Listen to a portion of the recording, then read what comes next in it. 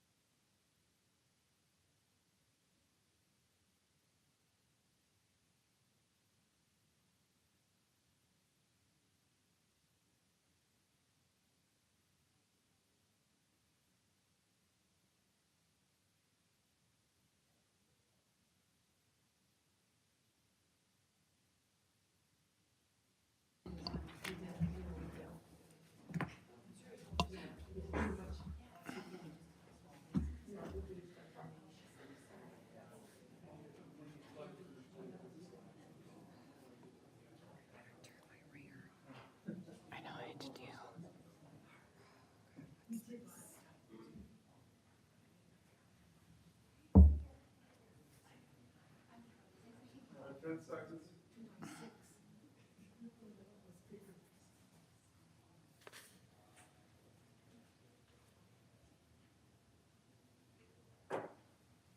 Good evening, and welcome to the Candidates Forum. My name is Shannon Taylor, and I will serve as tonight's moderator. This forum is sponsored by the Delta County League of Women Voters and the American Association of University Women. The League of Women Voters is a nonpartisan organization, which means that we do not support or oppose any political party or candidate. The forum is in originally 5 segments. First one for the candidates for the Bay College Board of Trustees. After a short 5-minute break, we would have had the candidates for the Escanaba School Board, but due to scheduling conflicts, this segment was canceled. The candidates for Gladstone City Commission will be next, a 5-minute break, then the candidates for the Delta County Commissioners District 3 and 4 that are only contested commissioner district races. After a final break, we will have the candidates for the 108th District, Michigan State House of Representatives. I will now introduce the candidates for the November 5th general election and explain the specific rules of the forum. We welcome the candidates and thank you for participating. The candidates will make a 1-minute opening statement, followed by responses to audience questions. The responses are also 1 minute. It will be a rotating response order. The candidate will be given 1 minute to respond to each of the questions asked. A beep will sound when the 60 seconds are up, and the timer also will hold up a red card when your time has elapsed. Please refer to the timer in the front row. Then the question will go to the next candidate. The forum will end with each candidate giving a 1-minute closing statement. During the forum, candidates are asked to respond only to the questions asked by the moderator. Please be respectful of other candidates. Candidates' remarks will only address their views and platforms regarding the office they are seeking. Candidates will not interrupt each other. No personal attacks or statements implying another candidate's views are allowed. The moderator will stop the speaker from such references and ask the candidate to keep responses to his or her own positions. The Delta County League of Women Voters does not cover issues involving the character of candidates. We attempt to highlight the positions of the candidates and the policies they would promote as elected officials. However, candidates are free to address any appropriate issue during opening and closing remarks. Audience members are free to submit as many questions as they would like. As many questions as time permits will be answered. We only have candidates that are facing a contested race. To start, we have the candidates for the Bay College Board of Trustees. They are Dennis Hopkins, Terry Molesky was unable to attend due to a conflict, and we have Steven Soderman. Now, if our candidates have no questions, we will proceed with opening statements. Candidate Hopkins, we welcome you, and you have the floor for 1 minute beginning now. Thank you. My name is Dennis Hopkins. I'm a resident of Schaefer. I've lived here since 2013. I'm a retired Navy captain. I was on the faculty at the University of Michigan my last 2 years of active duty. I was on the Academic Services Board, which I chaired. When I retired in 2003, I became a high school teacher in Livonia and taught high school for 10 years. So I have a pretty good background in education, finance, fiduciary. When I moved up to Escanaba, I got very active in the community. I'm a licensed pilot. I'm very active with airport issues. I was also the commander of the Bark River Legion Post 438 for a year. I am currently the treasurer and have been for the last 2 years. And the reason I'm running for this seat is because in the 11 years I've lived here, what I see happening at Bay College and the dynamics that are going on out there are phenomenal. And so when you see a winning team with a winning process, you want to be a part of that. Thank you. Thank you. Candidate Soderman, we welcome you. You have the floor for 1 minute. Good evening. Thank you to the League of Women Voters for putting on this forum. It's nice that the candidates get a chance to speak publicly about what we stand for and thank the public for voting. My name is Steve Soderman. I'm a native of Gladstone, born and raised here. I am also an alumni of Bay College, so I'm very familiar with the process of going to a community college and taking what I've learned there and going on to another university to further my education. I'm currently a owner and CEO of Van Air Incorporated, which is headquartered in Gladstone. So with that, I have a lot of experience in manufacturing, fiscal responsibility, and sustainability of businesses, and I hope to bring that to Bay College Board. Along with that, I spend a lot of time with our company and the CTE program with ISD. It is very important to me that we continue our education and allowing opportunities for kids. Thank you, Candidate Soderman. That concludes opening statements. We will now proceed with questions submitted from the audience. Since the opening statement began with Candidate Hopkins, we will now move on to Candidate Soderman to answer the first audience question. Candidate Soderman, why are you seeking this seat and what are your top 3 priorities? Thank you. I'm seeking this seat because I do want to participate and be more active into our community. As I had mentioned in my opening statement, education is very important to me. As being a leader in the company, I also want to make sure that we have very effective leaders in our community also. And that really begins with our youth. Having some good education available to the youth locally here, with some excellent staff and excellent opportunities within our local community. It's important to me that we also focus on retention of that youth and talent. And what better way to do that than to promote what we have here at Bay College. And the other part of being on the board is just, again, being fiscally responsible with the resources that we have. Making sure that we're spending finances appropriately and making sure that our faculty and staff have everything they need to provide high-quality education. Thank you. Candidate Hopkins? Thank you. The reason I want to be part of the Board of Trustees at Bay is because, as I alluded to earlier, the changes that I've seen in the last 11 years have been so good. The campus has gone, or has become, from what I see, such an inclusive and diverse campus. I mean, we have a woman of color who's the president of this campus now. The athletics programs that have been brought to the campus since I've lived up here have brought, again, a range of diversity within the student body that just didn't exist before. Some of the outreach programs that Bay has now, the 5-year program with local high schools, for a youngster to go that 5th year and come away with an associate's degree. It's a shame that more community colleges in the state of Michigan don't do that. And so to continue and expand that program, I think is a win-win for everybody involved.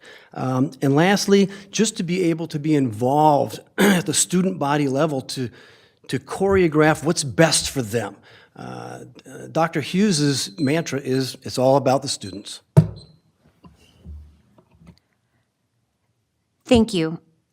Candidate Soderman, what are your specific ideas for improvement or programs at the Iron Mountain campus? Oh, apologize, Candidate Hopkins. Thank you. My knowledge of the Iron Mountain campus is pretty limited. I've been out there a couple of times, but I would think that trying to align the campus with the priorities that we have here in Escanaba, such that it's a very seamless transition at either place, and it's a unified concept, is probably the smartest thing to do, in addition to continuing to upgrade facilities that are there that need upgraded. But again, just making sure that the two campuses have a similar outlook on their program of education for the students, because that's what it's all about for them. Thank you. Candidate Hopkins? No. Or Soderman? This could be a long forum. No problem. I have to agree with Mr. Hopkins. Yeah, I'm much more familiar with the Escanaba campus, just being in Delta County here. But it is important that the two campuses are aligned, bring opportunities to students that are very similar. Being in the UP, our region is pretty unique at how spread out we are as a community.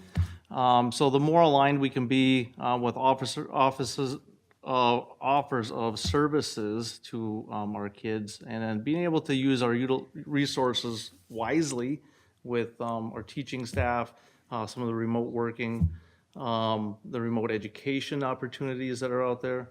It really expands the ability for folks to get a high-quality education at both of these campuses, and without having to travel long distances.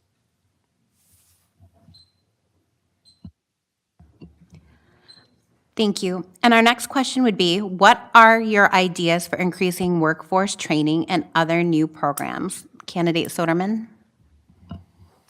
Man, we have so many opportunities here in the UP to attain, attract, and retain our workforce. A lot of students coming up, and even if you're coming out of school, high school, or you're trying to gain some new skills as an adult, we could really use you in manufacturing and our service sectors throughout the UP. It's no secret that populations are dwindling, not just in Delta County and the UP, but that's kind of a theme that's going around America. And with that, we really need to keep the people that we got. So offering good education, offering opportunities, and teaching people through programs like the CTE, ISD, the high schools, I think at the 5th year programs.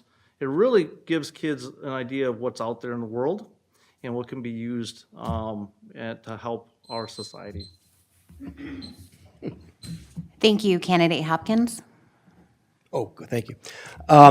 In parallel with what Mr. Soderman said, what I would like to see particularly emphasized is to offer or encourage partnerships particularly with building trades, to offer to Bay students or internships, because there's a housing shortage in this entire nation.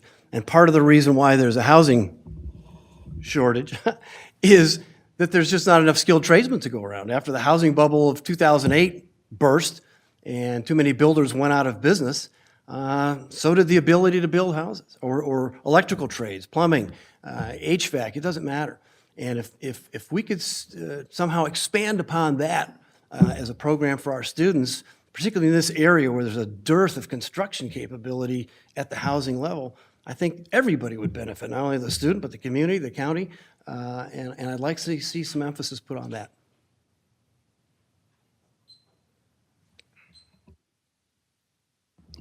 Thank you, Candidate Hopkins.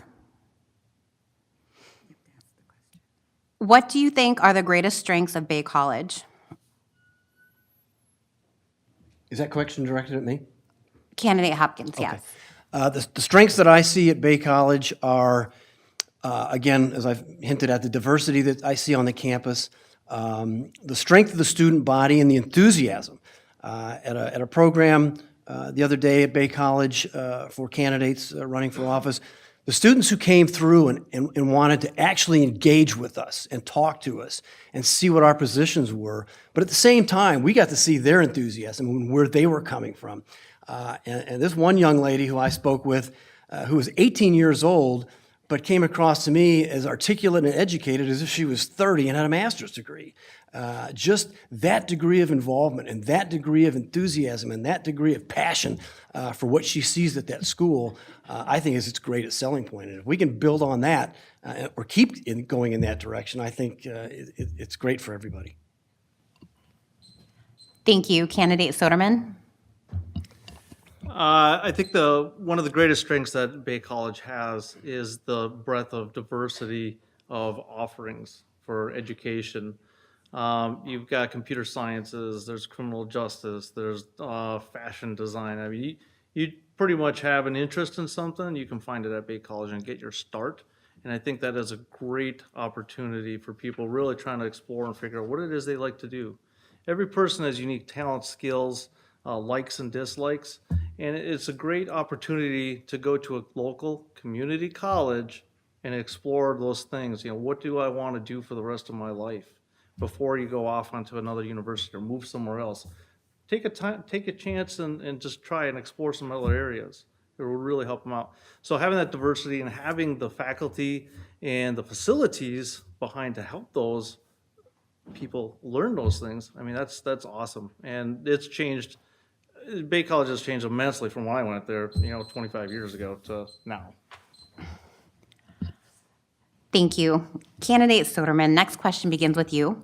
What is your position on diversity, equity, inclusion, and belonging policies at Bay College for employees, the student body, and the college curriculum?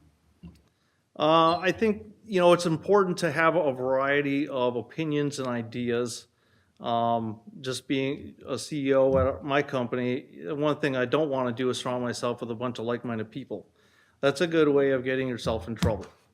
You have people that all think the same, you're going to go in the same direction. And that might not necessarily be a good thing. So along with, my company at Bay College, it's equally important, right? What's important to me might not be important to somebody else. And it's okay to be different, have different opinions, as long as we're talking about it openly and we have a good discussion. And so I think that, there's nothing wrong about diversity and equality and including other folks. I think it's all about how you present it and are you open-minded to be able to have a good quality discussion. Thank you. Candidate Hopkins? I think one of the best programs that opened the doors to people's eyes to really appreciate diversity at Bay was when the athletic programs were brought back. And there was a lot of pro and con debate about that, particularly among some of the non-believers for athletic programs. But with every athlete that came to Bay, 2.5 of their followers, their friends, their peers, whatever, came along with them and brought quite a range of desire and interest from other than Delta County, from Milwaukee area, Green Bay area, downstate Michigan area. And having opened that door with that influx of students from other areas has really brought that conversation to a point where you can walk on that campus and it is absolutely representative of the cross-section of American society, given the dynamics. Thank you. Thank you. Candidate Hopkins, please describe your experience with labor unions and collective bargaining processes. Well, during my 29 years in the military, there were no unions. But when I got to be a high school teacher, I learned all about unions. Didn't have a lot of experience with collective bargaining as a high school teacher, but I was involved with the union at the high school. I taught that. As far as collective bargaining, I can translate that into financial requirements. And when you have the financial responsibility of a $750 million warship with a $20 million budget, and you have to deal with shipyard workers, and you have to deal with contractors, and you have to deal with, the design engineers, you have to figure out how to blend all three of those together. And I think I was able to do that fairly equitably. Thank you. Candidate Soderman? I've had a couple of experiences working with unions in collective bargaining. One of my first jobs out of college was at a steel mill, which is now U.S. Steel. They ended up buying the wing that I was working at. And you talk about United Steelworkers, that's a pretty tough union. That's a tough crowd, and I was in the management part of it. So when it came time for collective bargaining, you got a pretty good taste of how to work with the other side and how not to. So that left a pretty lasting impression on me and how I work with people. Everyone is just looking to be better for their families and better themselves. So I think that's part of what collective bargaining is. The other part, I did work at EMP for 13 years, and it's an active union there, and there's very good relationships. It was different. The union and management there worked together quite well. Thank you. Candidate Soderman, what ideas do you have for improving on-campus housing options for Bay students at the Escanaba campus? Well, I don't have any information at what the housing problems are right now. I know that they have the apartments that are right next to the main campus part of it.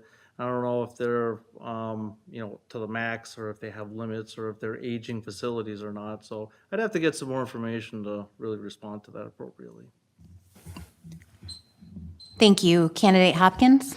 Well, as I alluded to, housing is a problem everywhere. It's not just in Delta County, it's not just in Escanaba, it's everywhere. And again, we've seen part of the reason why is the lack of tradespeople to build. It's going to take a long time to overcome that housing issue. Something, though, however, that could perhaps work, there are a lot of individuals, family members, or families in Escanaba with very large homes. And a lot of these larger homes have been subdivided into apartments, condominiums, and then you have a segment of the population who are empty nesters. Well, if you read your history books, you'll see during the Second World War, a lot of people who came to the cities from other areas to work and support the war effort had to be housed by private citizens. And so I thought, it worked once. It might be able to work again if we made that an appealing type of idea here within the community. Thank you. Candidate Hopkins, what do you think are the greatest challenges facing higher education? The greatest challenge, I think, facing higher education is cost. It's getting awfully expensive, whether it's at the community college, not so much at the community college, but at the four-year level and graduate level. Another issue is relevance of areas of study. We are in a STEM environment, science, technology, engineering, and math, and too many students are trying to pursue other areas at this point where they spend a lot of money trying to get an education in an area right now that just isn't in demand. And so they're left with lower paying jobs trying to pay off massive quantities of student debt. So I think the factor of simply cost and how do we manage it and make it affordable and guide students into those areas where there's the most need are the two pressing issues right now. Thank you. Candidate Soderman? I would have to agree with Mr. Hopkins on the cost part of it. Education is extremely expensive. Now, as the old saying goes, the best investment you could make is the investment in yourself, right? So if we get to spend that money, and it will pay off in dividends later on down the road, but it's still very expensive. I think the other challenge would be competition. If COVID has taught us anything with education, it's that there's a lot of remote working that can happen, remote education that can happen. So I think that even a community college that's close by and you can go and get to it pretty easily, it's also true for other educational establishments. There's a lot of online learning that can go out there. And again, like I had mentioned about retaining our folks here in our community for employment, the same as with education. How do we get people to stay within our community, contribute to our community, learn and grow in our community? So competition is definitely a factor. Thank you. We have now come to the final minutes of this segment. The candidates will be given 1 minute to make a closing statement. Candidate Soderman, you'll have the floor for 1 minute. You can begin. Well, again, thank you for allowing me to speak and present my views, fielding the questions. I thought they were excellent. Thank you to the moderator for doing this. Yeah, I think community is very important to me. Educating and trying to help other people want to better themselves, providing those excellent facilities, the faculty, opportunities for students, I think is just awesome. And again, the goal is how do we get people the best education they can at a right cost and eventually just have them stay here, to help out our community, keep growing. Thank you. Thank you. Candidate Hopkins, you have the floor for 1 minute. Thank you. When you actually have a candidate running against you with whom you agree, that doesn't happen too often. The good news about Bay College is what's being done now with the youngsters going there to not only focus on their education, but to focus on their wholeness as a burgeoning adult, their physical well-being, their emotional well-being, their mental well-being, the support that they get from the staff, particularly food pantry-wise and counseling-wise and guidance-wise. It's given this college a name, and it's made it one of the top 25 in the country. So when you've got an establishment in place like that now, tweaks on the edges are just going to make it even better. There's no need for any wholesale changes that upset the apple cart. It's already good. Thank you. Thank you. Each of our candidates has now made their closing remarks. Thank you once again for participating in our forum this evening. We will now take a 5-minute break to set up for the next segment.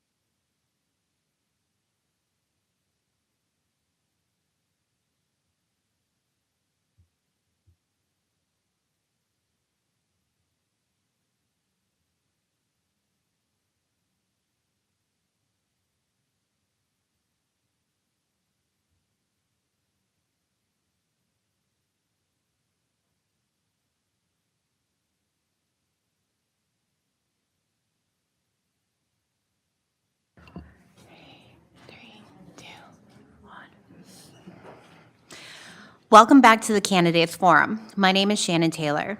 This next segment was to cover the Escanaba School District Board of Education. However, due to scheduling conflicts, we had to cancel this segment. The nonpartisan candidates on the ballot are James Boshaw, who was unable to attend due to a conflict, Dan Flynn, who was also unable to attend due to a conflict, J.J. Johnson Reeves, who was unable to attend due to a conflict, and Leanne Oman, who declined the invitation. So we will now proceed with the nonpartisan Gladstone City Commission race, which is for a partial term. I will now introduce the candidates: Mike O'Connor, Steve O'Driscoll, and Steve View. As a reminder, the rules are the same for the previous segments. Candidate O'Connor, you may make your 1-minute opening statement. I'm Mike O'Connor. I wanted to basically, I'm the candidate for change. A lot's happened in Gladstone recently. The city commission wanted to increase property taxes by 30% using special assessments. And we have that on the ballot that's coming up this November. And I'm hoping people will vote yes, which means they want special assessments to stop. I think there's a better way to fund things in Gladstone, and that's what I'm running for, is change and making things better. Roads should be funded appropriately, and it should come from property taxes. Thank you, Candidate O'Connor. Candidate O'Driscoll, you have the floor for 1 minute. My name is Steve O'Driscoll. I grew up in this area. I've been a business owner in the city of Gladstone for 26 years. I live in Gladstone with my wife. I've raised 3 kids of my own, have 2 stepchildren. I am proud to be a Gladstone Brave. I've spent 13 years of my time on the Gladstone School Board, trying to help mold our schools for our children. I've spent about 24 years on the Gladstone Economic Development Corporation, and I've spent the last few months on the Gladstone City Commission. It's my goal to do what's best for our city, advocate for our voters, our residents, and do whatever's best in the long run for the city of Gladstone. Thank you, Candidate O'Driscoll. Candidate View, you have 1 minute. Thank you for having me here tonight. I want to say good evening, everybody. In case you don't know me, I'm Steve View, a candidate for the Gladstone City Commission. I just imagine having done everything possible to cut your spending only to realize that it still is not enough. It highlights the important thing of living within our means. I am passionate about our city's success and believe that our leaders must put forth their utmost effort to achieve it. We must foster a change in attitude and values. When gaps in community services are unmet or underserved, leaders face tough choices and trade-offs, and sometimes they have to settle for less than what they want. I believe taxation is a last resort. In my view, the absence of strategic planning leads to funding shortfalls as essential service and infrastructures are left undone. These challenges do not rise without prior warning. Thank you. We will start the audience questions with Candidate O'Driscoll. Candidate O'Driscoll, why are you seeking this seat, and what are your top 3 priorities? As I said in my introduction, I'm seeking this seat to represent the residents of the city of Gladstone to the best of my ability. And I really don't have any preconceived motivations in getting on this seat that I currently hold as the incumbent. But if I was to pick a couple things that are important to me, it's making sure that we have the proper funding to be able to improve our city. The grades of our roads are low, and it would take at least 20 years at the current pace to get our roads back in good shape.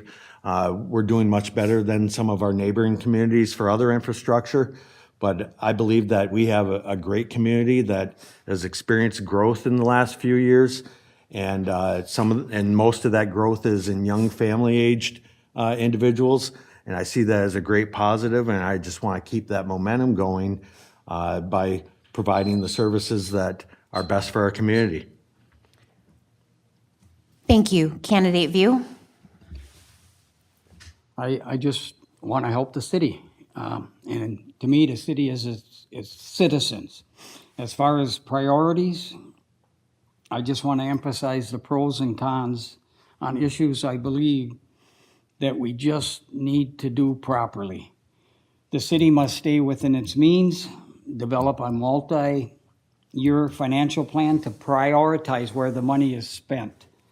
I have about 50 things here I'd like to prioritize and need, but let me just go through real quick.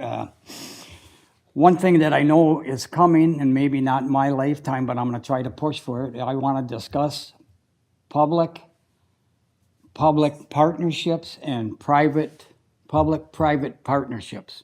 I think that collaboration among other communities and our business owners in the community can save the taxpayers a lot of money.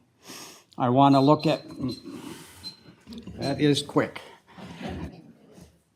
Thank you. Candidate O'Connor?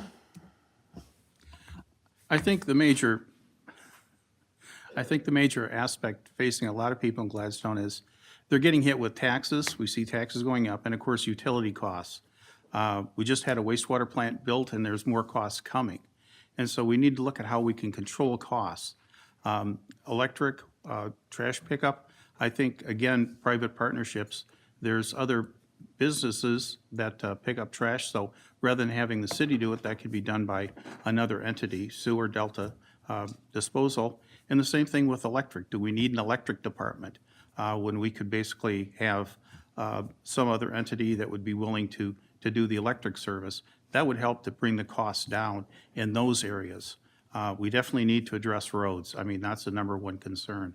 But we want to make sure we do have enough funding for the police, for fire, for parks. And that's why we need to take a look at the entire budget and say, okay, here's what we need to do to allocate costs fairly from our property taxes. Thank you. Candidate View, what are your ideas to resolve the current lack of available and affordable housing in the city? Lower taxes. I think the city sometimes overextends itself and makes it difficult with rules and regulations and ordinance for people not to be able to move forward, especially contractors and that. There's a lot of red tape. I know from experience that if you want to do something, there's some type of, I've talked to people and I've experienced myself some biases on what you want to put on your property or do with your property. And you'll see that other people have the rights to do what you asked to do, and it just doesn't make sense sometimes. So you need to work with your citizens. You need to listen to what they have to say. And just because you have the right to do something doesn't mean it's right to do. And people need to be able to make their own decisions on how they can be a profitable entity in the city. And I think sometimes the regulation stops them from that. Thank you. Candidate O'Connor? As far as housing, as far as development in the city, I think the city needs to basically take an approach which is we are trying to help every business we can, every person, to basically expand what's possible as far as their housing or their businesses. I think a lot of times they've got a lot of rules in place that are actually forcing people to go through a lot of procedures and waste a lot of time before they can actually get to something they want to do, which is actually a betterment of their property. So I'd like to see the city basically come up at the city commission level to basically say, how can we have it such that we can set up rules that are very simple and to expedite people getting things done? Thank you. Candidate O'Driscoll? I agree completely with both other candidates, and I think it's important to point out that city government is basically a socialist construct. It's pure socialism that we tax our residents and we distribute that tax money as water treatment, wastewater treatment, streets, police and fire coverage, the paving of streets. It's the collective good that we're looking for. And when you're looking at housing, you're looking for a collective good, but you're also looking in an area where it's not really the city's business to be interfering with other business entities. It is best when the city gets out of the way and, like the other two candidates said, reduce the regulation, reduce the barriers for business to organically grow. And some of that business is the construction of housing. The North Shore development is just one of the great things that's bound to happen in Gladstone because of getting out of the way of business doing good things. Thank you. Candidate O'Connor, what is your position on regulating local Airbnb or vacation rentals or other short-term rentals? Interesting question. As far as regulations, I'm more free market. I think that there really isn't a place in the city as far as regulations for Airbnbs or any type of lodging. I think that would basically come down from the state level. I think, again, we want to basically encourage people to have those type of operations. We would like people to come to town and be able to stay in a nice place and a B&B and whatever else is possible. Thank you. Candidate O'Driscoll? I believe the city of Gladstone needs to get ahead of this problem and put a limit on Airbnbs and short-term rentals. I've watched communities like, smaller communities like Grand Marais and similar-sized community like Munising be destroyed by Airbnbs. Essentially, you take a family home that's been in generations of local families, and then that home gets sold for a reasonable price, and it gets turned into a cash cow being rented out for $1,000 to $1,500 a week. When the local residents trying to work service jobs in that community can't afford housing because every house that comes available is now a $4,000 to $6,000 a month cash cow. We have to limit the amount of Airbnbs so that doesn't happen in Gladstone, plain and simple. Thank you. Candidate View? Boy, I was thinking of opening up an Airbnb. But basically, I don't know a lot about how they operate, but I do know that if somebody buys a piece of property and is within the regular zoning district to run an Airbnb, so be it. I'm gonna support it. I just like that freedom to be able to do and make money the way you feel you can make money. I don't think an individual that does run an Airbnb should worry about other housing in the community. If the city of Gladstone can't handle it, it's not up to the individual that invests in our community to be denied their investment to keep it as a house. And I mean, other than that, that's what I believe in. Thank you. Thank you. Candidate O'Driscoll, what is your position on the 2024 ballot proposal regarding amending the city charter regarding special assessments? For 135 years, the city of Gladstone has improved its infrastructure using special assessments. This is not a new thing. Like I said, it's 135 years that the residents who directly benefit from the improvement in their neighborhood pay a portion, a small portion usually, of that improvement. And I am all for keeping special assessments by voting no on the proposal. In addition, one of the things that got everybody stirred up in the city of Gladstone was Public Act 33 special assessment of 4.5 mils, and that isn't going to be touched whether this passes or not. So that's an unfortunate thing because the residents of Gladstone would have supported that 4.5 mils, I believe, if they'd just been asked. But they weren't asked. It was imposed upon them, and that's unfair to have that 4.5 mil Public Act 33 special assessment. I was against that, but I'm in favor of continuing to do what we do to improve the city's streets. Thank you. Candidate View? What do I think of special assessments or the one that, I don't like special assessments, but they're a necessary evil for the right purpose. I've lived in Gladstone for 30 years. About 120 years or whatever for special assessment. I haven't had any. I've owned property in Escanaba. I haven't had any. I think it's mismanagement somewhere down the line where we're not looking at where the funds should be channeled to do what needs to be done on a perpetual basis of every 10 or 20 years. When they did this 9th Street special assessments, I had 5 special assessments that I'm paying for 15 years. I can accept that.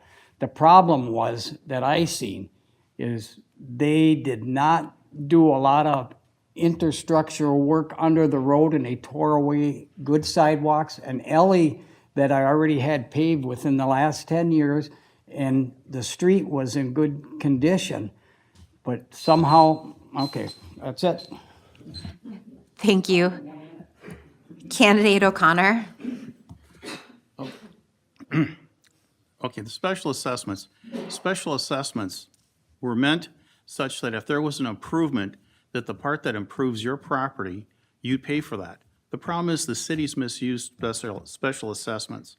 Effectively, and it won't need more than a minute, but basically, the city said, this is gonna increase the value of your property. These are the special assessments, not the one for police and fire, which was not true. They didn't do a market study. They just said how much we needed to basically increase to fill a budget hole, and that was illegal. As far as police and fire, yeah, they went about it the wrong way. People, the citizens, have to be able to vote whenever there's a tax increase.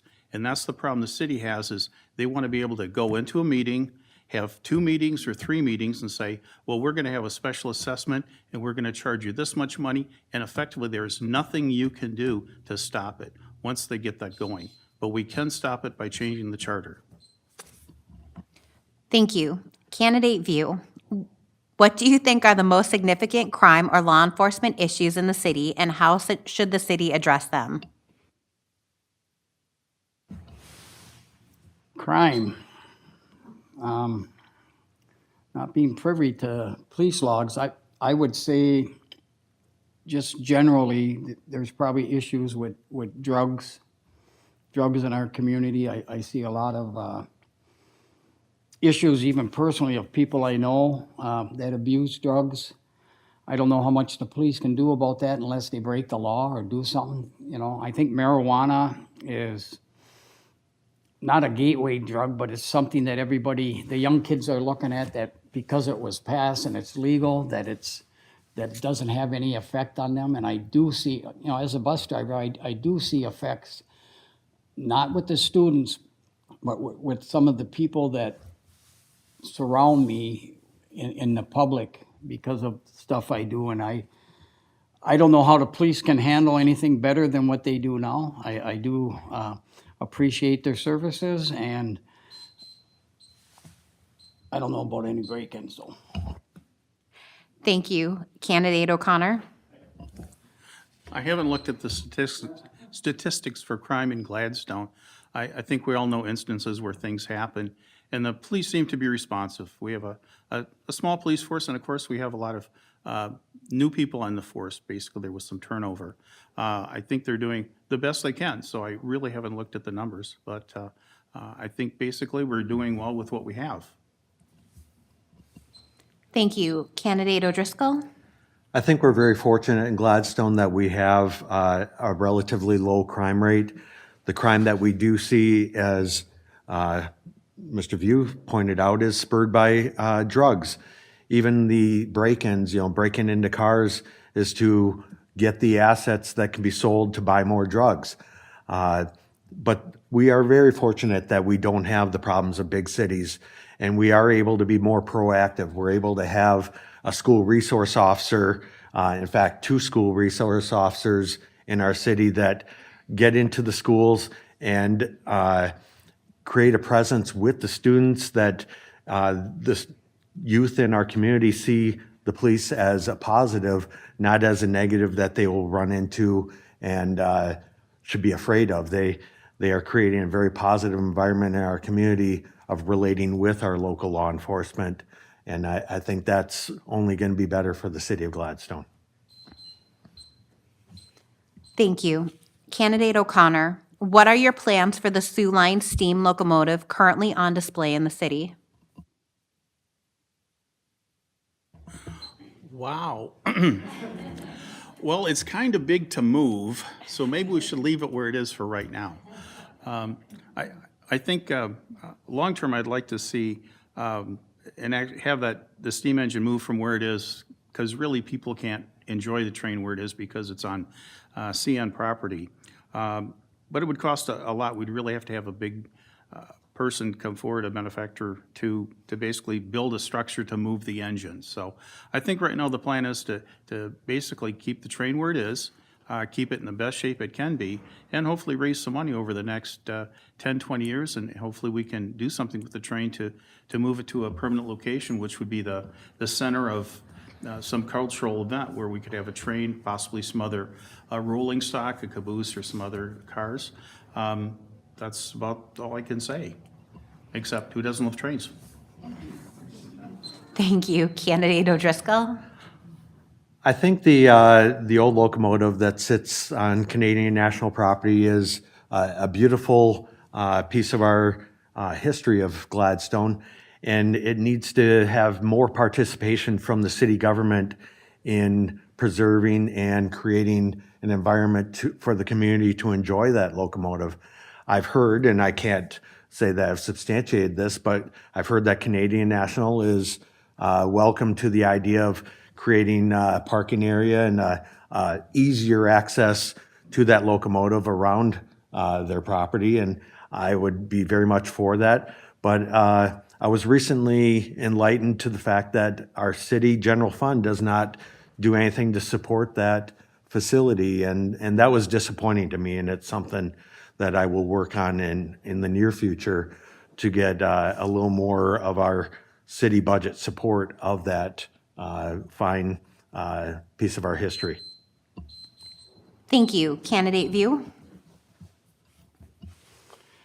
That train is our history. It needs to be kept for the future, for the present, for people to learn about the past and why we have Gladstone today. I am part of the Soo Line 730 Authority, so I have a little bit of bias that I think that train should be either figured out that it can be utilized where it is for a welcome center, a picnic area, whatever, you know, try to partition it off, or get Elon Musk to shoot it up to the moon and drop it off somewhere down where we need it in the city of Gladstone.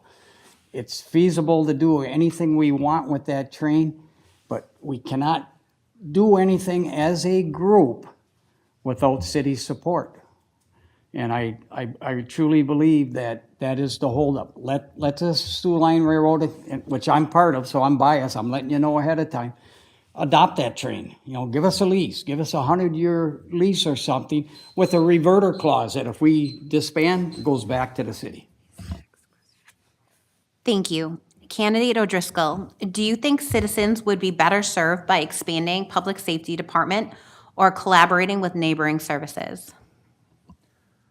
I think collaboration is always a good thing. As far as expanding public safety, it was already brought up on my answer to a previous question that I don't believe our crime rate reflects a need for an expansion of public safety. We have a good volunteer firefighting force that supplements the public safety officers for firefighting and fire prevention. And I think that collaborating with other departments is an obvious positive to any police force. Collaboration, mutual aid for fighting fires, that's already in place. Any continued steps towards future collaborations can only improve our situation, and I can't see where it would be detrimental. Thank you. Candidate View? Boy, that's a hot topic. It's hard to implement change. My dream, which well, I may as well let it be known now, I want the state police, our sheriff department, Escanaba Public Safety, 911, the city of Gladstone, to have an authority, and we'll have precincts all over the place, but the authority will be in a new county building where the jail is, where we have a one-stop service, everybody knows what's going on. And I know it's gonna cost money, but if you don't start talking about it now, and you don't start planning how you can get money, grants and stuff like that will never happen. And the biggest benefit of that we're gonna get better services at a more reasonable cost. It's only a benefit for the taxpayers in the long run, if you really look at operating like that. And the reason I say that, I've been to a lot of places downstate. Check Muskegon. They've done it. Thank you. Thank you. Candidate O'Connor? I think the mutual aid is working well between all the organizations. Of course, as I mentioned in my answer previously, we have a lot of new people on the police force. And I kind of worry about the fact that there really aren't any mentors to help the new police officers. I'd actually like to see the Gladstone Police Department actually somehow merge with the Sheriff's Department to provide more resources. Because if there is a crime, you need detectives. You need people on patrol, of course, but you need all that follow-up. You need detectives to investigate the crimes and solve the crimes. And so we need a better pool of officers in the area to basically address the crime issues. So I'd like to see them somehow join with the Sheriff's Department. Thank you. We have now come to the final minutes of this segment. The candidates will be given 1 minute to make a closing statement, starting with candidate View.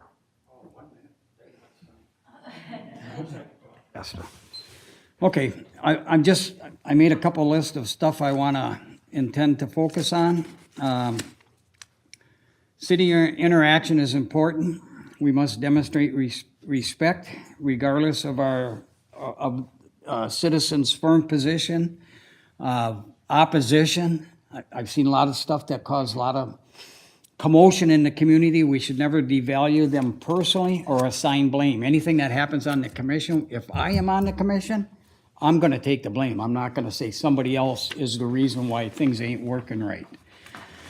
I'd like to take a look at the money trail, find out what was the cause of why all of a sudden over the last 5 years, we had to tax all of these citizens this much money. There has to be a reason, dollars and cents, follow the money trail. Where were the decisions made or not made that things had to turn out like this? You gotta be kidding me. Wow. Thank you, candidate View. Candidate O'Connor, it is your turn to make your closing statement. Well, I'm hoping that the citizens will vote for me because they want change. I think I'm looking to work with everyone, especially I'd like more citizen interaction, to have them work more with the city. I know the city has been kind of pushing citizen participation away, but I think it really is necessary in order to really bring the community together. We want to be able to have a great community, and we need to have it cost-effective, but we want to have it safe. So there's lots of things we need to do, and it really is participation. So I'd like to, challenge everyone to basically participate in the issues. What else can I say? It's going to be a better Gladstone. Thank you, candidate O'Connor. Candidate O'Driscoll, it's your turn to make your closing statement. I love the city of Gladstone. I've been part of the community for 28 years now, since getting out of college. I own a business that I've been a co-owner with my brother for 26 years. We employ 10 local residents in our business, and I'm proud of that. I served 13 years on the school board trying to improve our schools through some of the toughest times in this state financially for school districts. And I've served the city of Gladstone through the EDC. I've been, on the Little League board. I've coached Little League. I just love being part of our community. And for the last 3 months serving on the city commission, I've enjoyed being the representative of our local residents, and I hope to continue doing so and doing my best to serve our community. Thank you, candidate O'Driscoll. Thank you once again for participating in our forum this evening. We will now take a 5-minute break to set up for the contested Delta County Board of Commissioners, Districts 3 and 4.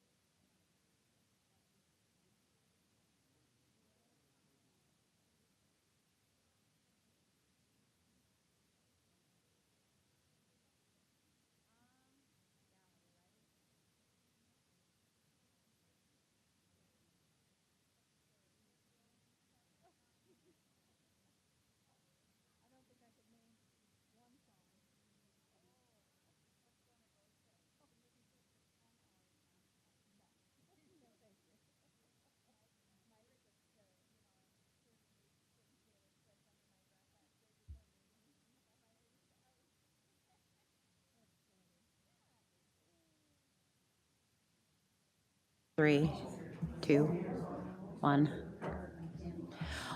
Welcome back. We now turn to the contested Delta County Commissioner Districts 3 and 4. The candidates are District 3, Myra Crosdale, no party affiliation. District 3, Christine Williams, Republican. District 4, Kelly Vangenhoven, Democrat. And District 4, David Moyle, Republican, unable to attend due to a conflict. The rules are the same as for the previous segments.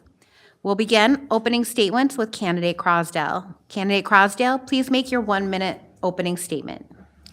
Hi, I am Myra Crosdale. I'm currently the District 3 Commissioner. I have been born and raised here in Escanaba, between Escanaba and Gladstone. I have an associate's degree in early childhood development from Bay College, minored in political science. I am married with 4 children, 2 adult children, 2 still in high school, and 2 grandbabies that all are raised in Delta County. We stay here. I've never moved. I've been here for 55 years, and I do not plan on moving anytime soon. Thank you. Candidate Williams. Hi, I'm Christine Williams. I came to the UP in 1995 from Washington State. I came to Delta County in 2009 and moved out to Ford River Township, where I reside today, after I retired from Bay College in 2021. I have a host of experience that I think would benefit the commission, the county commission, and I have a belief and a love of this community that is deep, and I want to share my experiences and my resources and my skills with the county. So I hope that the answers to the questions tonight will give you some insight on who I am and how I operate. Thank you. Thank you. Candidate Vangenhoven, your 1-minute opening statement, please. Hey guys, I'm Kelly Vangenhoven. I am your District 4 County Commissioner. District 4 encompasses the greater city of Escanaba, so if you vote at Precinct 1 or 3, I am your Commissioner. I took my seat in the May 2024 recall, and in just under 5 months, I've been able to make excellent progress on our Planning Commission, our Parks and Rec Commission, our Opioid Task Force, our Airport Board. Those are boards that I'm very proud that I sit on. Being a commissioner is more than attending 2 meetings a month, and I take my board assignments very seriously. I'm also born and raised in Escanaba, graduated from Escanaba High School and Bay College. I'm a former small business owner, entrepreneur, and I look forward to sharing my answers with you tonight. Thank you. Thank you. We will start audience questions with Candidate Williams. Candidate Williams, what do you hope to accomplish in your 4 years on the board? Oh, boy, I mean, it's hard to say what you'll accomplish in 4 years because things change so rapidly. But some of the issues that I really would like to address is housing within the county. I do believe that there is data within our township and cities and their planning documents that will help to highlight where our needs actually are. And so addressing the housing issue, I also hope to provide some services that I can give to the county through process mapping or through looking at a process very detailed and to determine where we have redundancy of services to save those services, save money on those services. So my goal would be to learn more about where we have redundancies and then also dealing with the housing issue that we have within the county. Thank you. Thank you. Candidate Vangenhoven? Like Ms. Williams says, 4 years is a long time. I think that for me, my top priority is going to be the improvement and expansion of our airport. That's been something that I've been very dedicated to since I first tried running in 2022, and it's something that we are continuously working on with our new administrator and assistant airport manager. They're doing a tremendous job. I would like to see a continued effort for wage increases for our employees within the county. And then I would like to also start to develop a mental health court, which would be along the same lines as our drug and sobriety court. I think it could open up a lot of potentially excellent inner workings with our court system if we were to able to push that forward. Thank you. Candidate Crosdale? 4 years is quite a long time. I've only been on a commissioner for 5 months. But right now, from the get-go, it would be keep our board transparent, keep ethical leadership in there, hold people accountable when need to be. I agree with Commissioner Vandenhoven that the airport does need to be expanded, to have more planes coming in, more things going on and at the airport. Wages are also very important. With COVID, I do know with the Sheriff Department, which is one of my committees, that there was no increases for the deputies and so on, and it just goes all across the board. So with that, I think Delta County is doing very well, and just keep moving forward. You'll probably hear a lot of that from me tonight, but we just need to keep moving. We have a new board in the 5 months, and just keep moving forward.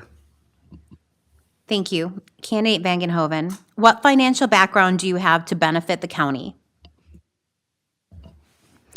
My financial background started with being employed with Great Lakes First Federal Credit Union. I worked my way up through that entity from teller to bookkeeper to secretary for the president, which I was responsible for paying bills. Being a small business owner, I am a former small business owner. As I sold my business, budgets, sticking to a budget was very important. I was also able, as a county commissioner, to help give input into our budget process. So finances are something I'm very familiar with, and I'm also looking at implementing budget work sessions versus just having a finance committee and our administrator work on budgets. So that's something I'm really interested in. Thank you. Candidate Crosdale? I was a vault supervisor out at the Island Resort and Casino. I had to take care of the vault inventory in and out. Back in the day when they had the north and south money huts, I would have to send out the change, quarters, nickels out to the money huts. So financial is very important. I sit on several different boards, and if you don't have a financial budget, things are not going to go good for you. So I'm very aware, make sure that things are right where it should be, and every penny is accounted for. Thank you. Candidate Williams? I have a lot of experience in budgeting, multi-million-dollar budgets and projects in my work at Michigan Tech and at Bay College, where I retired from.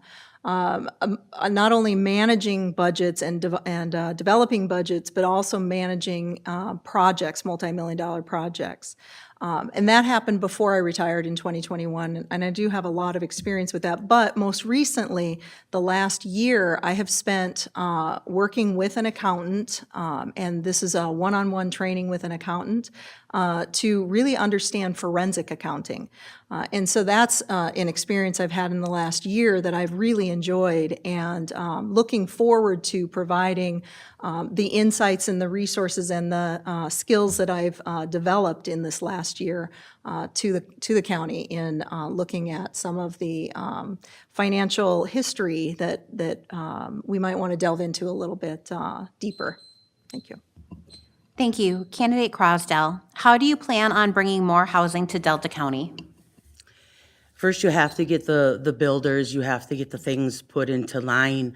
I'm not real familiar with that because there hasn't been anything going on in Delta County for housing, but I do know that it is needed. It is needed all through the board for your low income to medium income to high income.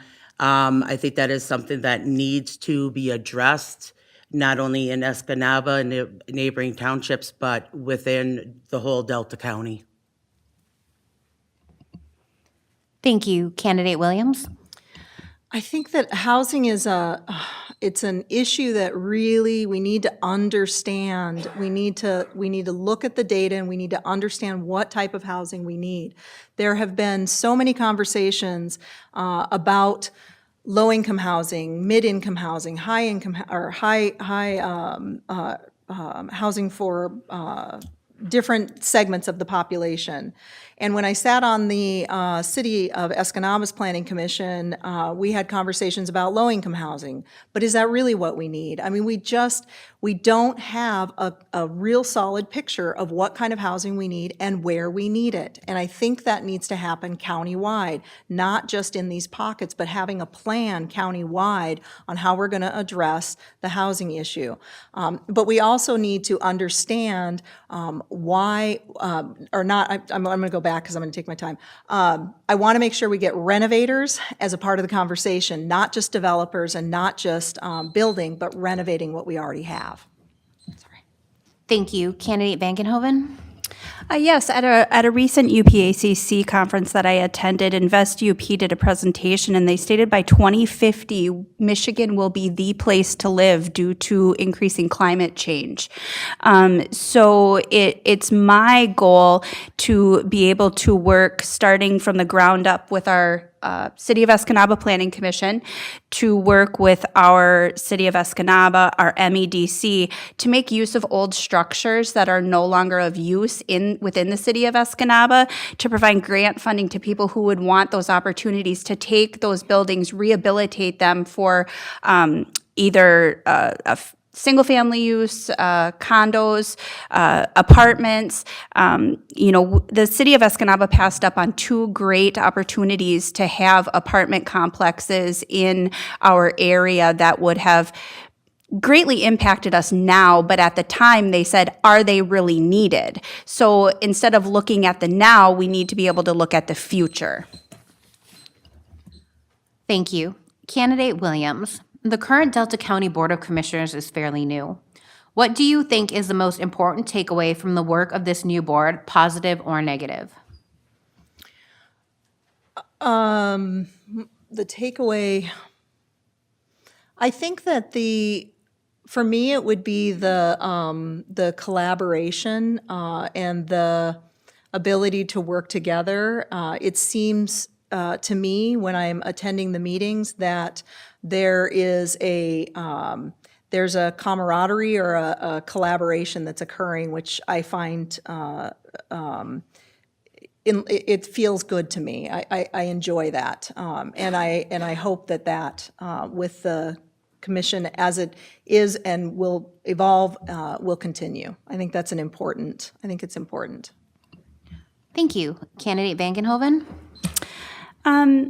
For our positives, because I don't want to look on the negative, I believe that our personnel and our finance committees work very well in tandem. We have developed a regular schedule for meetings for personnel and finance, which I think is great for all of our department heads. They know when we're going to have them. They know when they can bring things forward. We've also become very stringent on not adding items to the agenda. We have a deadline for the Wednesday before a meeting that things can be placed on the agenda, and then it's done. So there's never any surprises the night of a meeting, which is great. I think that we are a good cohesive unit, and while we don't always agree, we disagree respectfully. And I'm looking forward to that continuing in the future, even with the turnover of our board. I just love it. That's all. Thank you. Candidate Crosdell?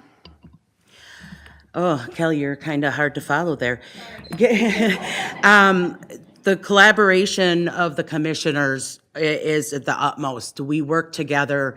We network together. Kelly may call me. I may call Mr. Melner.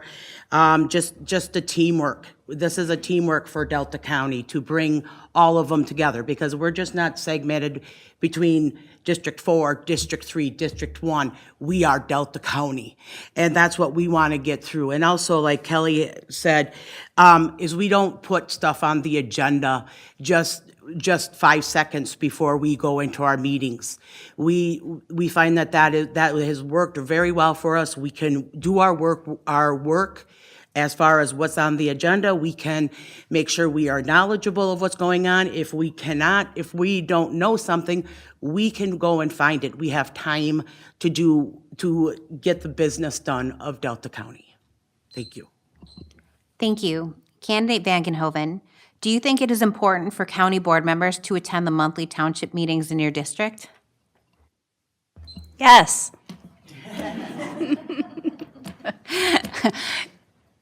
Yes, I do. I think working, especially with how long I had attended city meetings prior to becoming interested in the county, is that it is one working unit. What I find I can bring to the city and what the city can do for us is irreplaceable almost. A perfect example was with our new administrators review. We took that directly from the city of Escanaba. I saw their new 360 evaluation template they used a few years ago. I said I felt that our administrators review was archaic and I felt it needed an overhaul. I contacted Jim McNeil at the city and said, can you please forward that to me? He did within a day, and we've used it to develop our new administrators review. And I wouldn't have been able to do that if I didn't have a great working relationship with city employees.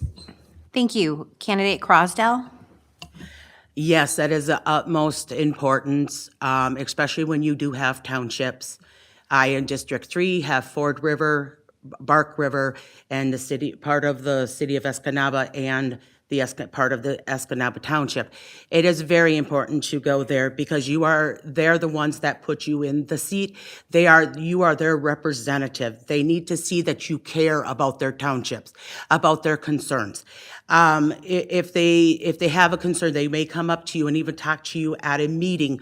They may call you. I've had both happen. But yes, going to your township meetings, be it Bark River, Ford River, Escanaba Township, you need to be there. And if there is a discrepancy, as there is in mine, because two of mine meet on the same night, half hour apart, but one's on one side of the town and one's on the other side.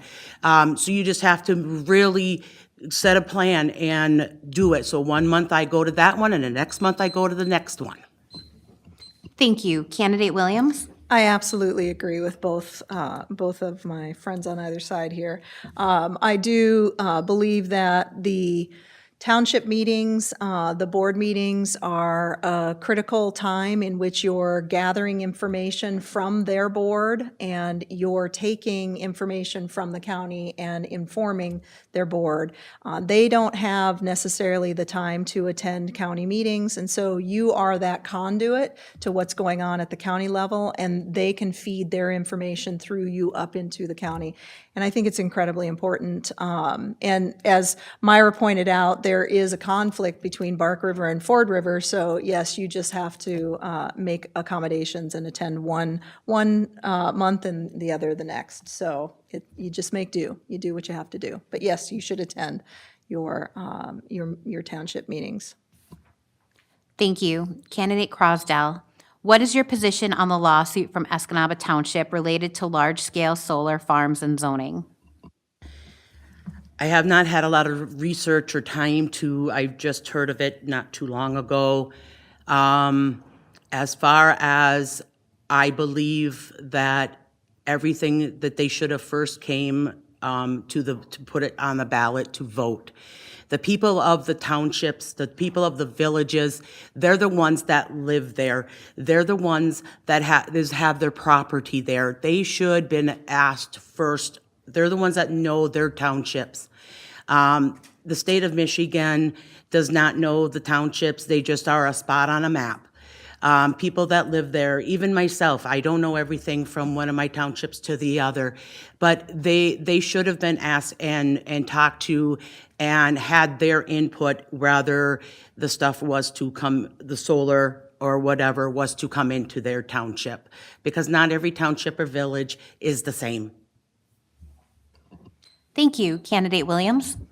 I actually was opposed to the governor's action when they took local control for utility scale solar away from local units of government, and I felt that was a serious overreach by our governor, and I did not support it, and I do not support it. The Michigan Public Service Commission is only made up of 3 individuals. There's absolutely no representation of the UP on that commission, and yet they're making decisions about what's happening in our neck of the woods. I am absolutely opposed to it, so I 100% support Escanaba Township as a part of the lawsuit against that regulation, and I do hope that they prevail. Thank you. Candidate Vangenhoven? This was another topic that was discussed at, I believe, at our UPACC meeting regarding class action lawsuits against this.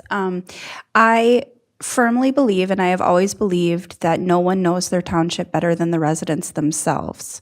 I am also against this this governor's decision, and I firmly stand behind Escanaba Township in their stance to do what they believe is right for their citizens and their land. Thank you. Candidate Williams, what is your vision for the future of the Delta County Airport? Oh, I don't have necessarily a vision, but I do have a belief that it is a crucial hub for Delta County, and if we are going to engage and encourage businesses to stay here or to come in and start businesses here, we have got to have an airport that is catering to the business clientele. So people who can come and go, catch flights, make connecting flights. We definitely need to be able to provide to our businesses. I would support any sort of expansion of our airport because we are such a hub in the UP and actually just Wisconsin too. I mean, we're a hub. We're centered, and we need to provide services that are bringing people from all over the UP and north or south up to us to use the airport. Thank you. Candidate Vangenhoven? This has been an issue that has been brought forward by the general aviation community for the past 10 years or so with our airport. We are in a time right now where the county has to decide where we want our airport to go. Do we want the airport to expand, to grow, to expand our terminal, have more than one carrier, and be that spot in the UP, and not have our citizens looking to go to Iron Mountain or Marquette? Right now, we're an essential air service, meaning we can only have one airline in here, and so we take bids on that every year. We have another bid coming up here in a few months, and so right now it's SkyWest. That's it. And so if we want to expand our airport, the county is going to have to put their money where their mouth is. We keep continuing to cut the budget to the airport and then expect all of these grandiose things to happen, and you can't have one without the other. Thank you. Candidate Crosdell? Yeah, I agree that we need to really work on the airport to do the expansion. I agree with Christine Williams that it is a hub. We need to make sure that people coming in and out to visit, to expand businesses up here. And then with what Kelly has alluded to with the differences is where we only got one carrier. We need to expand, but the direction, as like Kelly said, is Delta County is going to have to do one thing or the other. Expand the airport or just let it be the way that it is.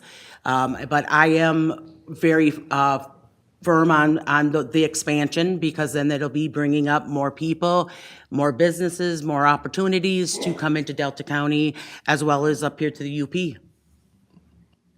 Thank you. Candidate Vangenhoven, do you have faith in the integrity and security of our county elections? Didn't you ask this last time? Yes. Yeah, yes, I do. I attended an EOC meeting today, and Clerk Pizraki was there discussing the November 5th upcoming election. That it is going to be safe, it is going to be secure. If she has any concerns, we will have emergency personnel available.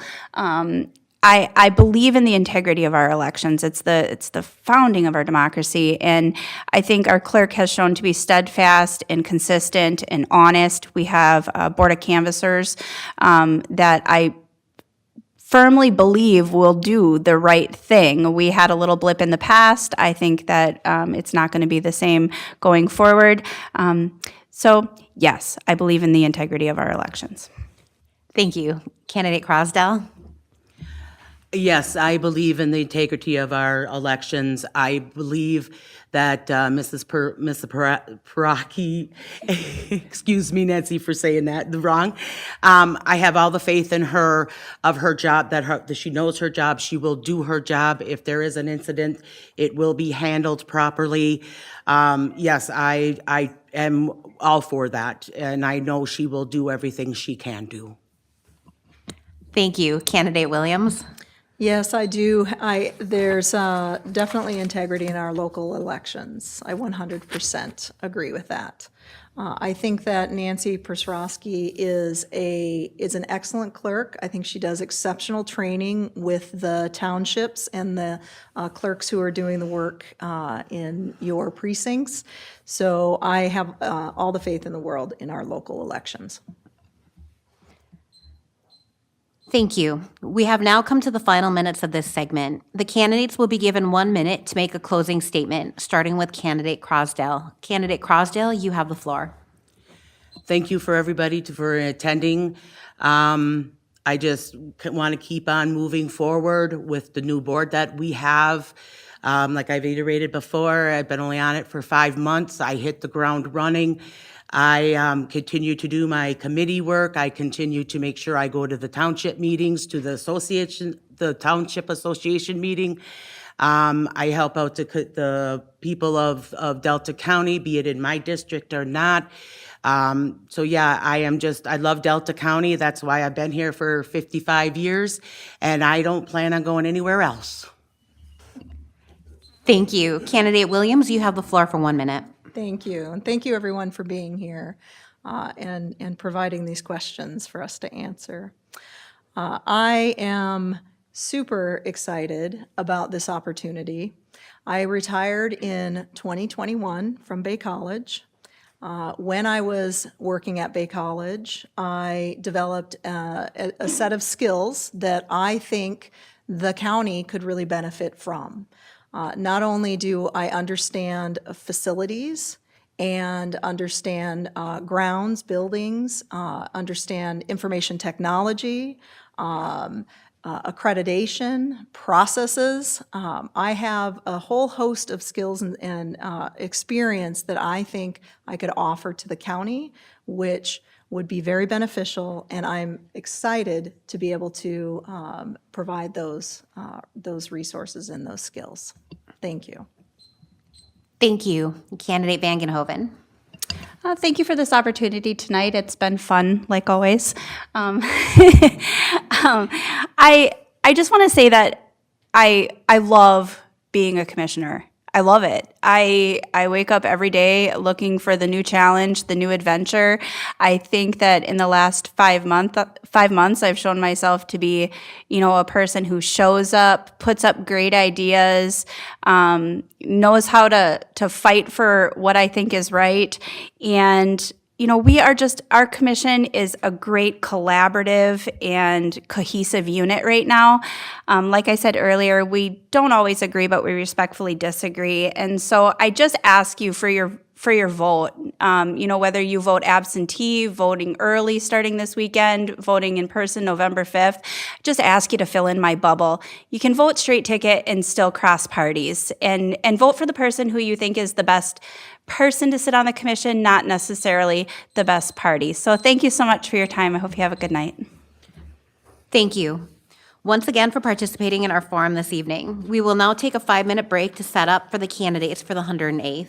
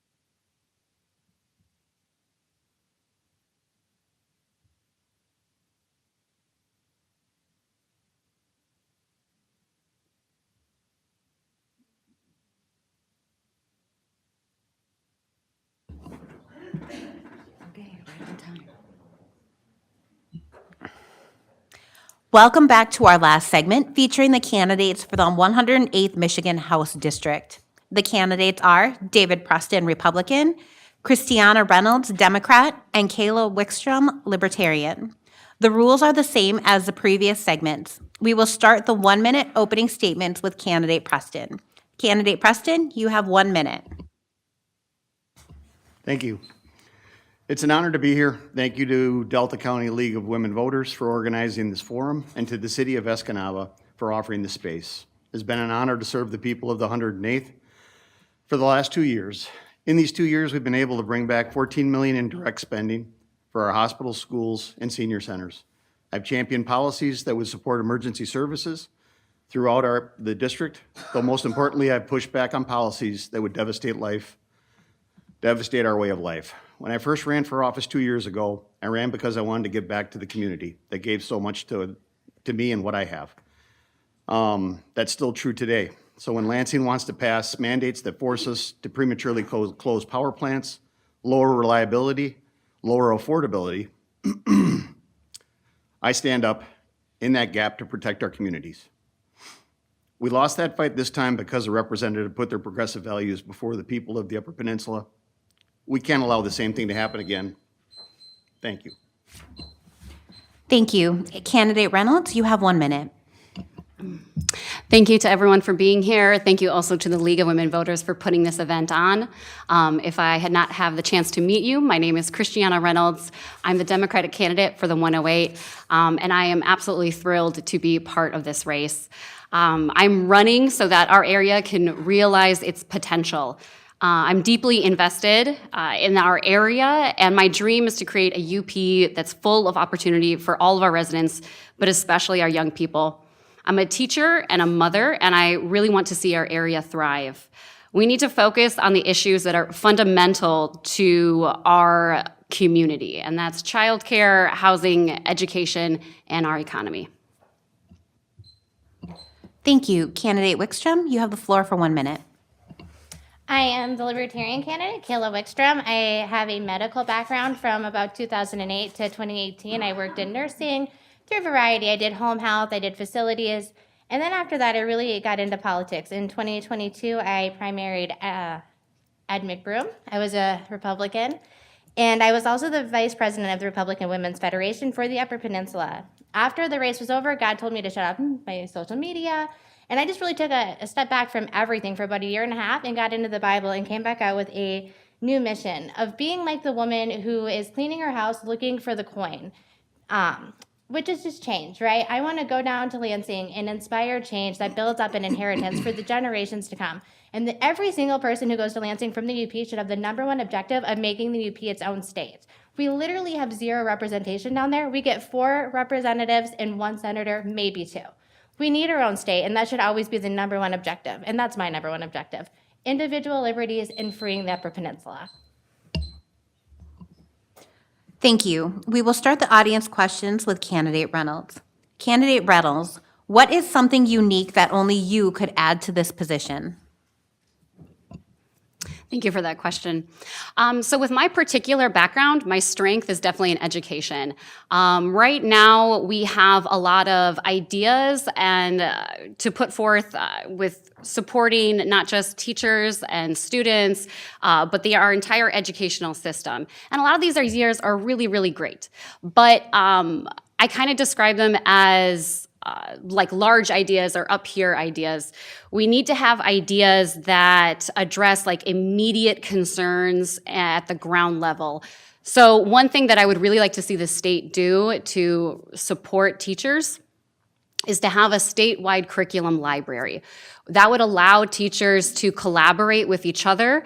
This would also help retain teachers at our schools. As we know, we have a teacher shortage crisis right now. One of the main reasons for that is overwork and burnout, especially in our rural areas where teachers are teaching 3, 4, 5 classes. Thank you. Candidate Wickstrom? I think what is unique for me is I grew up in foster care. I was a teen mom twice. And I came out of that system, and from that system, I learned a lot about addiction specifically. And in the state of Michigan, 7 out of 10 babies right now are being born addicted, which changes everything. The school system has to change, the medical field has to change, the prison and criminal justice, everything has to change around this. Are you going to literally put 70% of the population into jail or prison? Are we not going to address that their milestones will be different, that their educational needs will be different? A good place to look would be the Marquette Alternative High School. They kind of figured out how to deal with kids like us, and we went from being the minority to soon being the majority. So I think that's what I mostly have to offer is I was those 70% that are coming into the system now who will probably just slip through the cracks and be forgotten about. I watched it my whole life.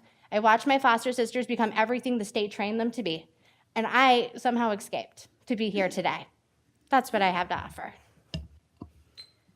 Thank you. Candidate Preston? Thank you. For those of you that don't know my background, we moved up here when our daughter was 11 months old and bought Cedar River Plaza out of bankruptcy. We got that up and running. I quickly became part of the community, joined the volunteer fire department, became firefighter certified, got into EMS. Now I'm a licensed paramedic. And I've been giving back the entire time I've been up here. Ran for county commissioner, served 2 terms, 9 years on the Elger Delta Board of Directors. My life has been such up here of giving back to the Upper Peninsula and trying to leverage my knowledge, and I continue to do that down in Lansing, making differences, pushing back on things that are antithetical to the UP, that will essentially hurt us in the end.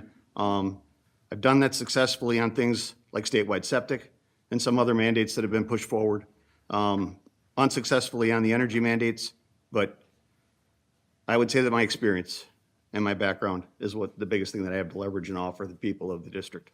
Thank you. Thank you. Candidate Wickstrom, in your role as a state legislator, what specific ideas for legislation do you have to improve the availability of housing in your district? So this is probably one I haven't thought too much about. I guess I didn't really realize that there was a major housing crisis. I guess we own property out in Perkins, and it's just something that I hadn't heard a lot about, but I would definitely be interested in learning more about. I don't think that the answer is taking away people's abilities to have like the Airbnbs or anything like that. I just think that perhaps maybe the community, I guess I don't understand what the issue is. Do we not have enough houses? Is it not affordable? I mean, that just comes into the economy, which is outside really a legislator's position, and that will go into like another voting bracket. So maybe it's just getting it more affordable. I think a lot of it really comes down to the breakdown of the quality of the people in the community. And once again, coming down to addiction. When you have 70% of the babies being born addicted, that means 70% of the parents are addicted. They're not in the workforce, they're not in the community, and they're not building it up. We have some of these things they're almost a luxury to fight about because we don't have this luxury. We literally have to figure out what we're going to do with our prisons and our addiction and just individuals. Thank you. Candidate Preston? Yeah, when you're talking about housing, there's really, it's multi-pronged. The availability of workforce and workforce development is probably one of the biggest aggravators right now. Inflation and its ramifications on interest rates exacerbated it further.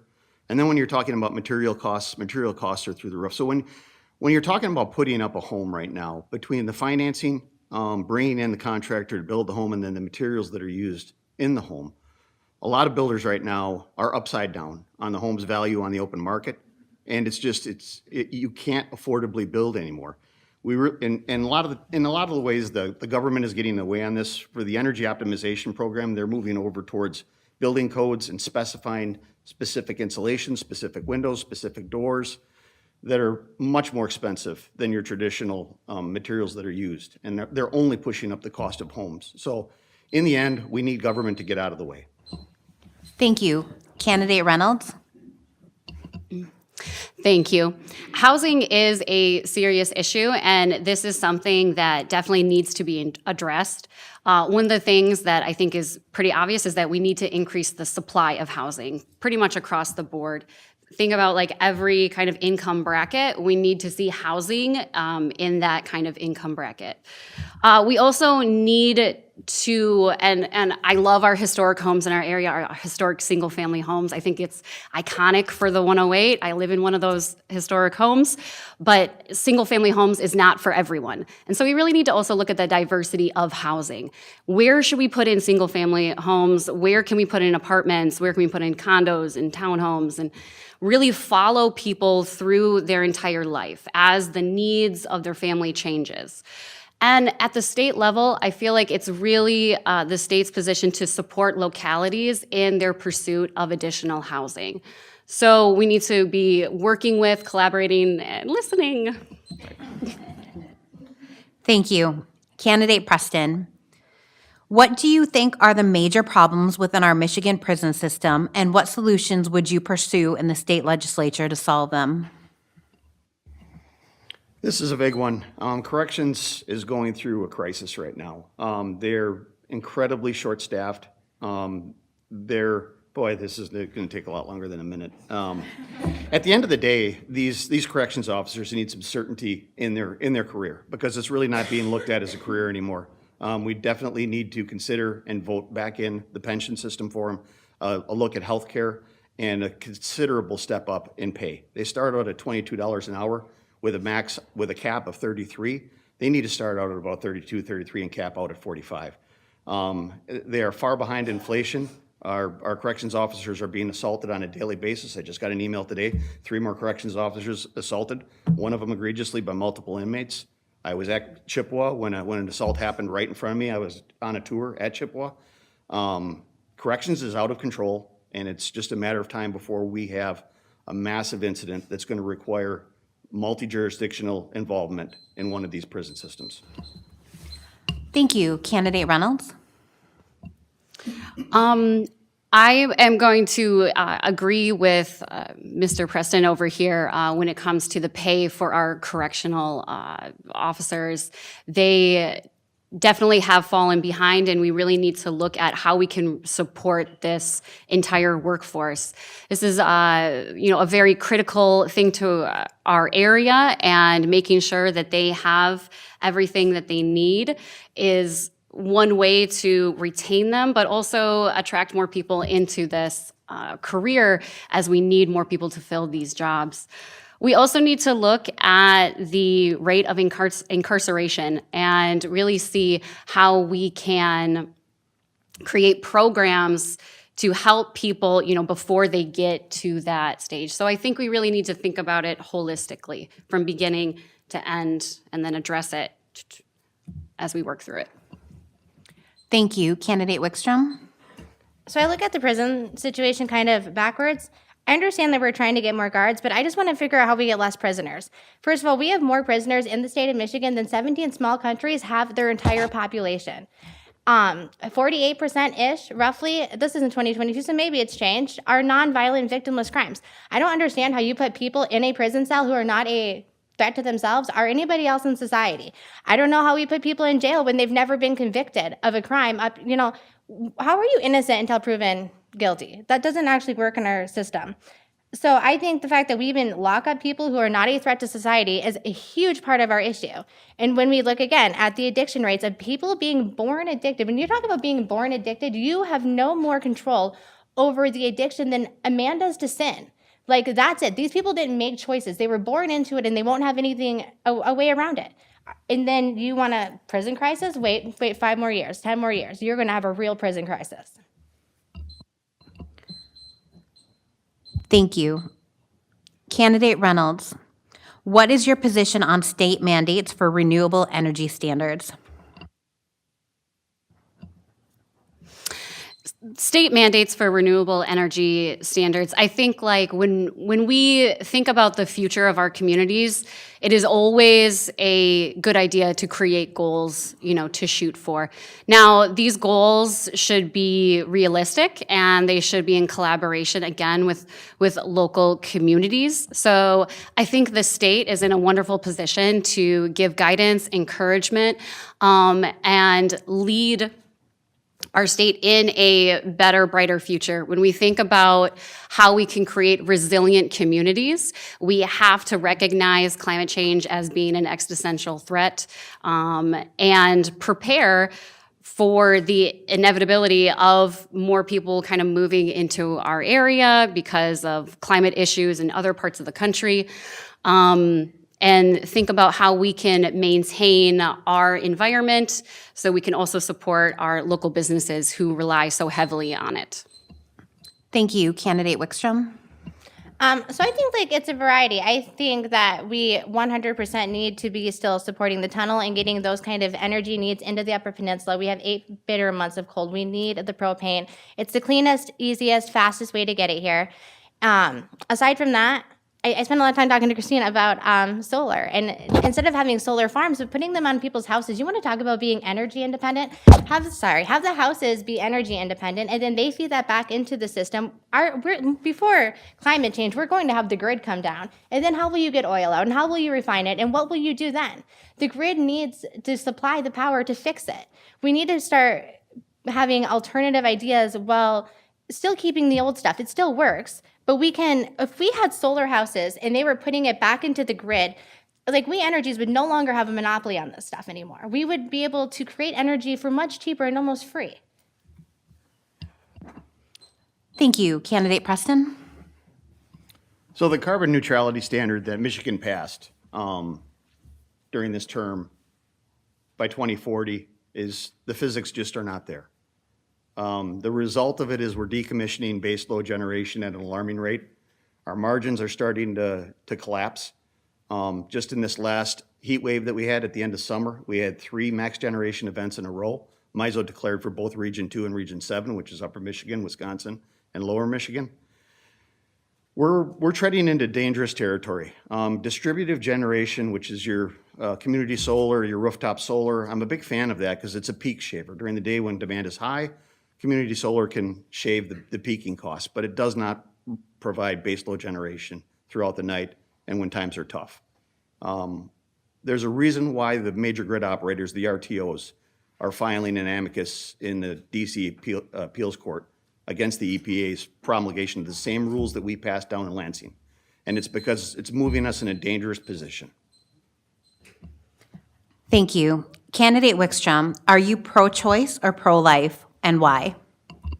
So as I mentioned, I grew up in foster care. I've been through the adoption process twice, once open, once closed. I also, in 2010, suffered a miscarriage at 11 weeks, and I've also been blessed to be able to raise 3 more children.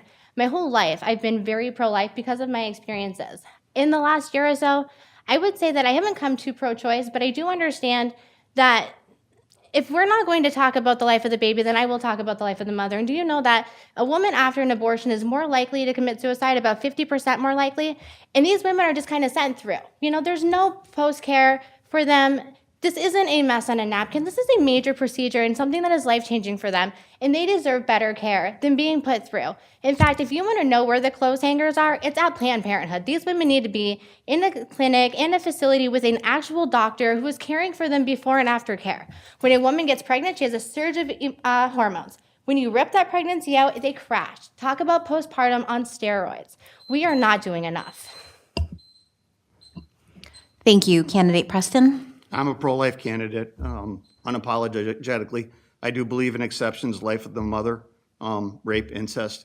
As a paramedic, I see both sides, and I can only imagine what a young woman's going through when faced with those situations. But at the end of the day, there is another life there, and especially when we're talking about second and third trimester, when we're talking about fetal viability at 22 weeks. There has to be some guardrails, and I believe in life. That's why I support pregnancy services, and I believe in life. Thank you. Thank you. Candidate Reynolds? So I am very pro-choice. I'm a mother of 3 beautiful boys. Actually, I have to thank Planned Parenthood for the birth of my second child. Without Planned Parenthood, I never would have gotten pregnant, actually. I was very low income at the time, and I needed health services. And they would take me, and at the time I didn't have health insurance, so I was able to pay out of pocket, and they were able to give me my medical care that I needed, and thanks to them, we were able to add another child to my family. So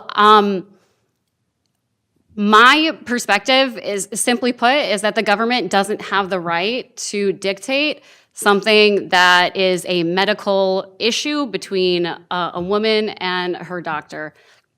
The government doesn't have the sort of expertise or business in your examination room, and that is not something that I would support for myself or for anyone else. Thank you. Candidate Preston, what will you do in office to help the district's agricultural sector to stabilize and thrive? That's a tough one. There's been a lot of expansion in Eagle, the department. Freedom to farm is under attack. When you're looking at the solar siting issue and the MPSC's ability to site solar basically anywhere that they want to now, I see that as a direct threat to a lot of our agriculture. Corn is down this year. Excessive surplus of hay. Agriculture is getting tougher and tougher, and people that are committed to the market and staying in farming is starting to deteriorate. And it concerns me. I've been endorsed by Farm Bureau, AgriPac, and I'm here to serve the farmers and do whatever I can, leverage whatever I can to make their way of life continue and endure for generations. Thank you. Candidate Reynolds? Yes, so agriculture is incredibly important to the entire UP, especially the 108. And there are issues going on right now in the market. There are issues also going on in the environment. So we really need to think about long-term research-based solutions, reach out to experts in this field, come together with stakeholders in this issue, and then find long-term real solutions through a kind of collective conversation. We've, for too long, kind of politicized a lot of issues just in general. But I believe that solutions come from collaboration and from listening to experts and from listening to those stakeholders. Thank you. Candidate Wickstrom? So aside from just like what they were talking about and like supporting like the bigger farms and the agriculture, I think we really just need to start teaching people how to small farm and farm for your family and farm for your community in your area. We need to stop telling people they can't farm and they can't have chickens and they can't collect rainwater. This is like the best part about being a libertarian is like we believe that you have the ability to just kind of take care of yourself, take care of your family, and be responsible.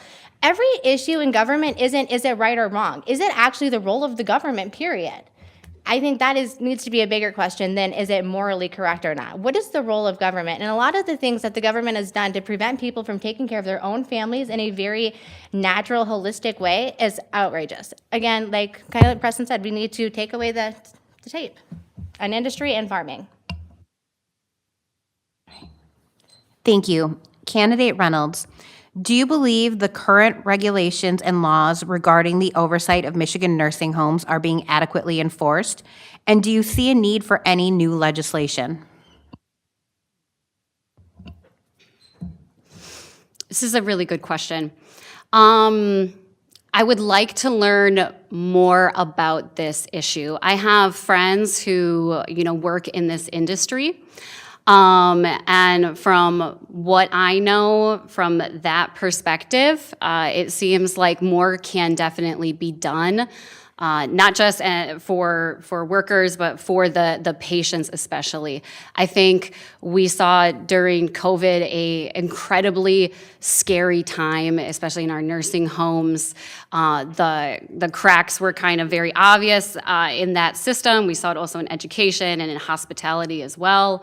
So I think we do need to take a long, serious look at the needs and then again, really come down and take a serious look at solutions for it. Thank you. Candidate Wickstrom? Can you repeat the question? Do you believe the current regulations and laws regarding the oversight of Michigan nursing homes are being adequately enforced? And do you see a need for any new legislation? Oh, no. So like the nursing home situation in general is just kind of a nightmare. Like I said, so that's kind of where I came from. I worked in nursing homes. We were always short staffed. You were never going home after your shift. You're always overworked. And the bottom line is you only have 3 or 4 staff aides that are taking care of 50 people. That's literally never going to be enough. You're never ever going to be able to take care of them efficiently. Nursing homes are a new thing. You used to like take care of your loved ones. Like this all comes back to the individual responsibility of like not just putting people away and forgetting about them. This like after like 50 years, like that's how new nursing homes are. You used to just take care of your loved ones, and then they weren't getting abused and they weren't getting neglected. Nobody will love them like you.